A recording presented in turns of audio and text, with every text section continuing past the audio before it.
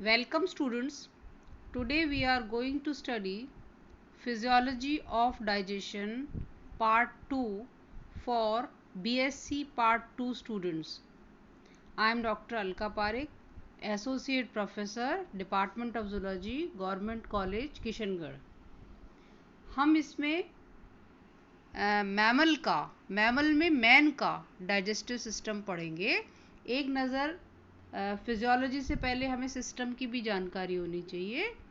तो हम देखेंगे कि डाइजेस्टिव सिस्टम में शुरुआत है माउथ से, फिर oesophagus, stomach, large intestine, small intestine, rectum और एनस।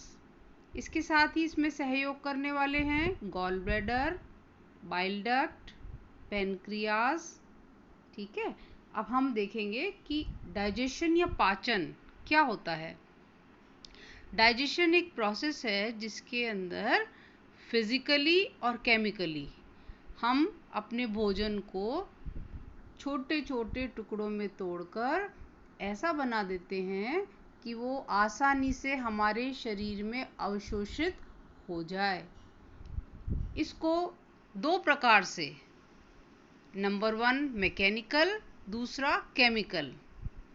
मैकेनिकल डाइजेशन क्या होता है? ये दो जगह पे पाया जाता है, एक तो मुंह में और एक स्टमक और इंटेस्टाइन में। मुंह में माउथ कैविटी होती है जिसमें दांत हैं, जीभ है, और इनके द्वारा जो रोटी सब्जी जो हम खाते हैं वो छोटे छोटे टुकड़ों में टूट जाता है जिससे उसका सरफेस एरिया बढ़ जाए। फिर वो जब स्टमक और इंटेस्टाइन में जाता है तो वहाँ अपनी स्टमक और इंटेस्टाइन की जो मस्कुलर वॉल्स हैं वो उसको आगे की ओर धकेल देती हैं, जिसको बोलते हैं पेरिस्टालसिस। फिर देखेंगे केमिकल डाइजेशन क्या है। केमिकल डाइजेशन डाइजेस्टिव जूसेस के द्वारा होता है। अब ये कितने प्रकार के हैं? नंबर 1 माउथ में सलाइवा, दूसरा स्टमक में gastric juice, bile juice duodenum में, पैनक्रियाटिक जूस ड्यूोडेनम में, और इंटेस्टाइनल जूस स्मॉल इंटेस्टाइन में। हम जो खाना खाते हैं वो होता है दाल, रोटी, सब्जी, चावल। उनको हम किस रूप में खाते हैं, लेकिन वो उस रूप में हमारे शरीर में अवशोषित नहीं हो पाते। तो उनको हम छोटे से छोटे कौन से रूप में परिवर्तित करें कि वो आसानी से हमारा शरीर एब्जॉर्ब कर ले, अवशोषित कर ले। जैसे स्टार्च, जैसे चावल या आलू को हम मोनोसैकेराइड के रूप में परिवर्तित करते हैं। फैट्स को मोनोएसिल ग्लिसरॉल प्लस ग्लिसरॉल या फैटी एसिड के रूप में, प्रोटीन को एमिनो एसिड के रूप में परिवर्तित करते हैं जिससे वो आसानी से हमारे शरीर में अवशोषित हो जाए। तो पाचन तंत्र इसीलिए बना है कि हम जो भोजन करते हैं उसको उस केमिकल फॉर्म में परिवर्तित कर दे जो हमारा शरीर आसानी से ग्रहण कर सके। जैसा पहले बताया था डाइजेशन इन माउथ, तो माउथ में हमने बताया था कि भाई दांत है, जीभ है, ये उसको मदद करती हैं और वो जिस रूप में लाती हैं वो एक स्पॉन्जी बॉल का रूप ले लेती है। और उसमें माउथ में एक चीज़ और है कि लार पाई जाती है जिसको बोलते हैं सलाइवा।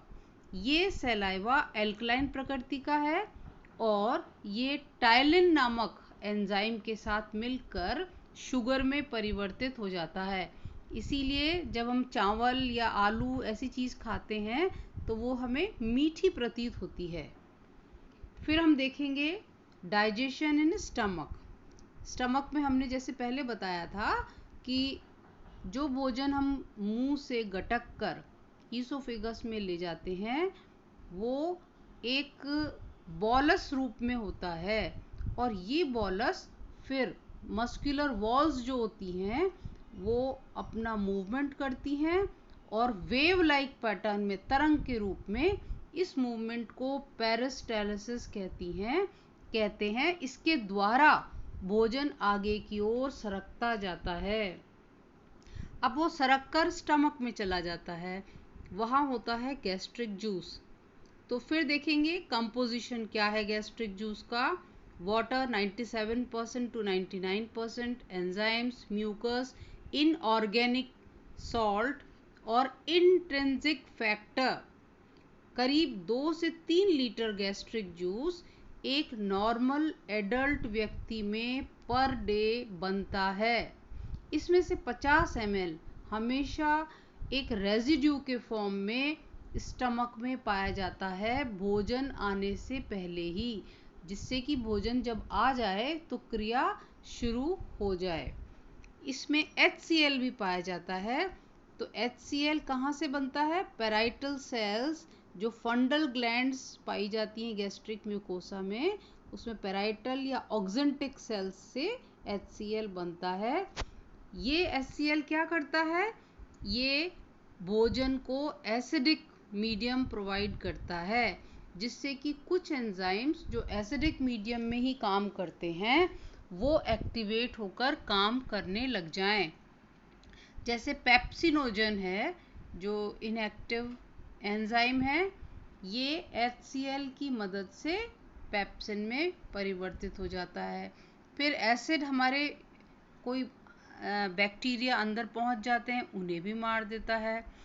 फिर ये शुगर के हाइड्रोलिसिस को भी रोक देता है।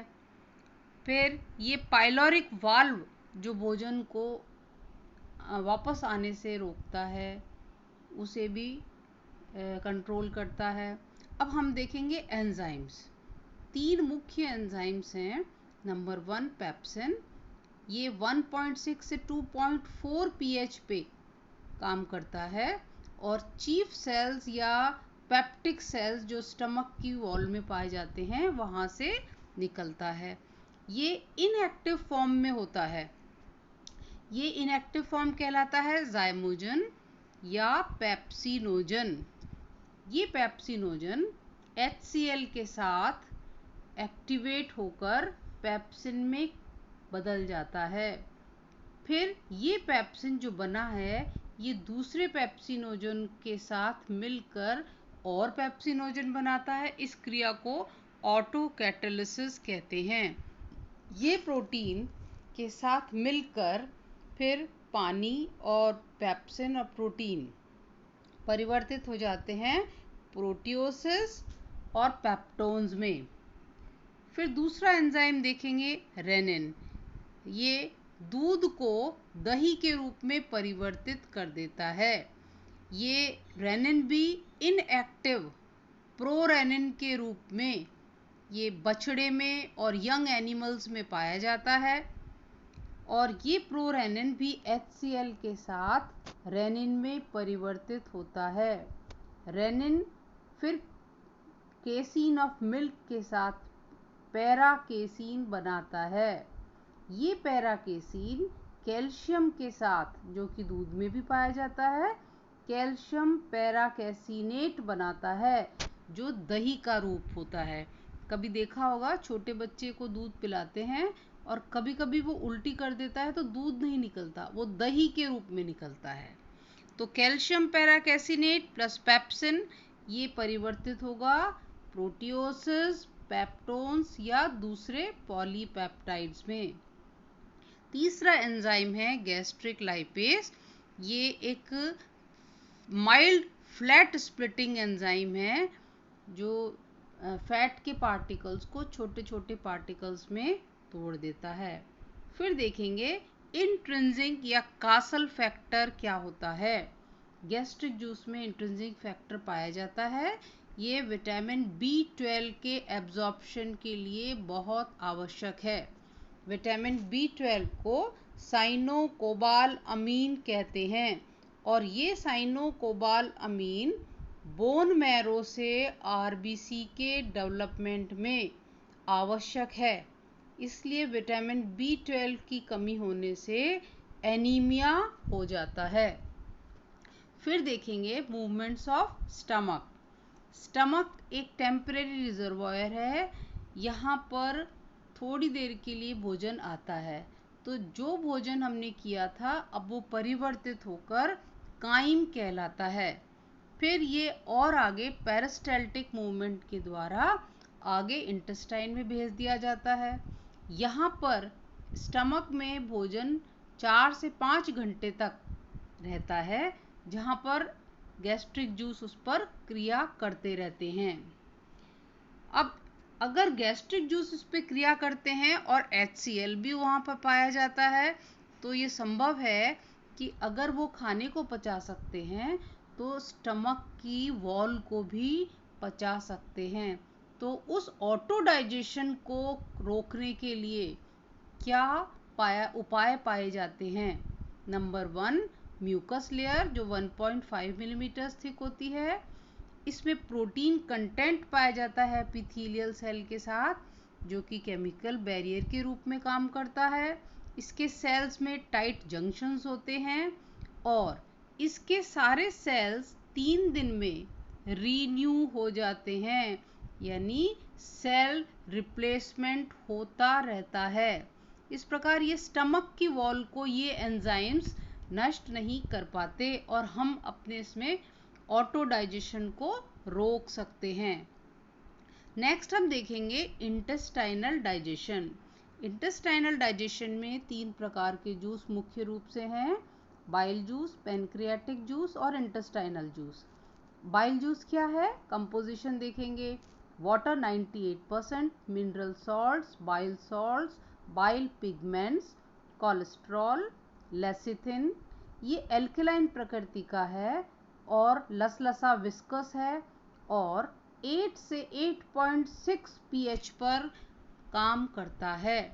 ये लिवर में 0.5 से 1 लीटर पर डे तक ये गॉल ब्लैडर में स्टोर होता है, जिससे आवश्यकता पड़ने पर ये काम में आ जाए।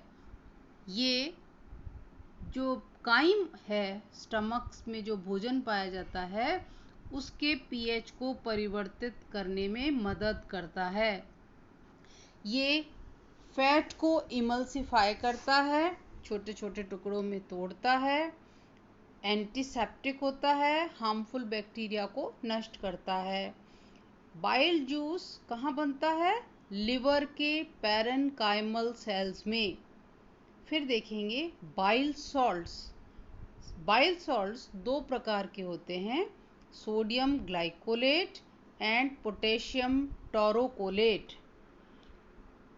बाइल जूस के कुछ मुख्य बिंदु इस प्रकार से हैं कि ये फैट को इमल्सिफाई करता है। इमल्सिफिकेशन का मतलब क्या हुआ कि फैट ग्लोब्यूल्स को, जैसे घी, तेल, चिकनाहट जो हम खाते हैं, उनको फाइन ड्रॉपलेट्स के अंदर तोड़ देता है, जो 1 माइक्रोमीटर तक के डायमीटर का होता है। इस प्रकार से उसका सरफेस एरिया बढ़ा देता है वो। दूसरा पॉइंट है कि ये कुछ फैट सॉल्युबल विटामिन्स हैं A, D, E, K, उनके एब्जॉर्प्शन में मदद करता है। तीसरा पॉइंट है कि करीब 90% बाइल सॉल्ट्स वापस से रीअब्जॉर्ब हो जाते हैं। कैसे? कि वो अपना पहले कार्य करते हैं इलियम में, इलियम से फिर वो काम करके लिवर में जाते हैं और लिवर से वापस इंटेस्टाइन में आ जाते हैं। इस प्रकार इस सर्कुलेशन को एंटीरोहेपेटिक सर्कुलेशन ऑफ बाइल सॉल्ट्स कहते हैं। चौथा पॉइंट है कि ये एक एक्सक्रीशन के लिए जरूरी व्हीकल के रूप में काम में आता है और कई बार हम बहुत सारी ड्रग्स या जो हमारे शरीर के लिए घातक टॉक्सिक होती हैं वो खा लेते हैं। जैसे कुछ इन ऑर्गेनिक सब्सटेंसेस भी होते हैं, इनऑर्गेनिक सब्सटेंसेस जैसे कॉपर, जिंक, मरकरी। ये हमारे शरीर की अधिक मात्रा में अगर रहेंगे तो ये नुकसान पहुंचाते हैं, तो ये उन्हें बाहर निकाल देता है। 5th पॉइंट क्या है कि ये हमारे लिवर सेल की सेक्रेटरी पावर को बढ़ाता है। इसमें कोलेस्ट्रॉल भी है, तो कोलेस्ट्रॉल का जो प्रोडक्ट है वो भी एक्सक्रीटरी प्रोडक्ट है। ये अगर अधिक मात्रा में हो तो गॉल ब्लैडर में स्टोन्स पैदा कर देता है। फिर देखेंगे बाइल पिगमेंट्स क्या हैं। बाइल पिगमेंट्स दो प्रकार के हैं, बिलीरुबिन और बिलीवर्डिन। बिलीरुबिन रेड कलर का है, बिलीवर्डिन ग्रीन कलर का होता है। ये वेस्ट प्रोडक्ट हैं जो आरबीसी, जो लिवर के अंदर आरबीसी के नष्ट होने के समय में जब आरबीसी टूट जाती है तो उसका जो हीमोग्लोबिन है वो अलग हो जाता है और बिलीरुबिन और बिलीवर्डिन के रूप में परिवर्तित होकर शरीर से बाहर निकाल दिया जाता है और आयरन वापस से शरीर में रीअब्जॉर्ब हो जाता है। इसकी कोई फंक्शनल इम्पोर्टेंस नहीं है। इस पार्ट 2 में इतना ही करेंगे। नेक्स्ट में हम फिर और देखेंगे। Thank you.